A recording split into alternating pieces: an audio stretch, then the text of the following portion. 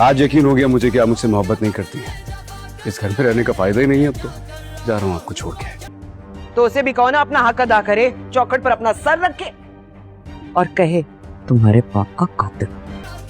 अगर तुम्हारे घर वालों ने जबरदस्ती तुम्हारी शादी किसी और से कराने की कोशिश की ना, इस दुनिया को आग लगा दूंगा। हम बारात लेकर आ जाएंगे, फिर मैं अपनी बहू को अपने साथ ही लेकर जाऊंगी। ये मेरी अंगूठी है, अगर आप कहें तो माज ये अंगूठी रिया को पहना दें। चाहते तो किसी भी लड़के से तुम्हारी शादी कर सकते थे, लेकिन फिर भी तुम्हें ये 3 ऑप्शंस दे रहे। तुम सिर्फ मेरी हो। रिश्ता लाओ ना प्लीज।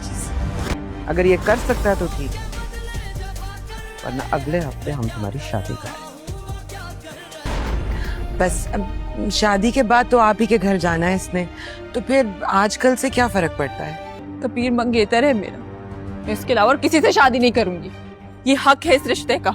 इस तरह मंगनी की छोटी सी रस्म अदा हो जाएगी। अस्मा तो इस बात का फैसला कर चुकी होती है, उसने हर सूरत में रिया की शादी किसी और से करवानी है।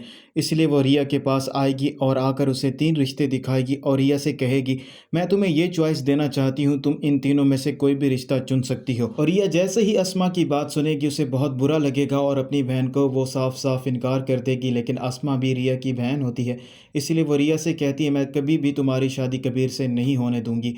रिया अपनी बहन को जवाब देती है कबीर मेरा बचपन का मंगेतर है, मैं उससे मोहब्बत करती हूँ और मैं उसी से ही शादी करूंगी। तो अस्मा रिया से कहेगी मैं तुम्हारी शादी कबीर से करवाने के लिए तैयार हूँ। अगर कबीर हमारे दरवाजे पर आता है और अपना माथा रगड़ता है और आकर हमसे माफ़ी मांगता है और इस बात का एतराफ़ करता है कि वो हमारे बाप का कातिल है, तो मैं तुम्हारी शादी उससे करवा दूंगी। रिया ये बात जानती है कबीर कभी भी ऐसा नहीं करेगा, लेकिन वो अस्मा से कहती है आप जो मर्ज़ी कर ले, मैं किसी और से शादी नहीं करूँगी, बल्कि मैं कबीर से ही शादी करूँगी। और रिया को जैसे ही मौका मिलता है तो कशफ उसकी बात कबीर से करवाती है। रिया बहुत ज़्यादा परेशान होती है और वो कबीर से कहती है मेरी बहन मेरी शादी करवाने पर तुल चुकी हैं और मैं किसी और से शादी नहीं करना चाहती, मैं तुमसे ही शादी करना चाहती हूँ, इसीलिए तुम्हें अपना रिश्ता मेरे घर लेकर आना होगा। कबीर रिया को तसल्ली देता है और उसे कहता है तुम्हें टेंशन लेने की ज़रूरत नहीं है, मैं तुम्हारी शादी कहीं और नहीं होने दूंगा। अगर तुम्हारे भाई और तुम्हारी बहन ने कहीं और तुम्हारी शादी करवाने की कोशिश की तो मैं किसी को भी नहीं छोड़ूंगा। तो रिया कबीर से कहती है अगर तुम यही चाहते हो मेरी शादी तुमसे हो तो तुम्हें अपना रिश्ता फ़ौरन मेरे घर लेकर आना होगा।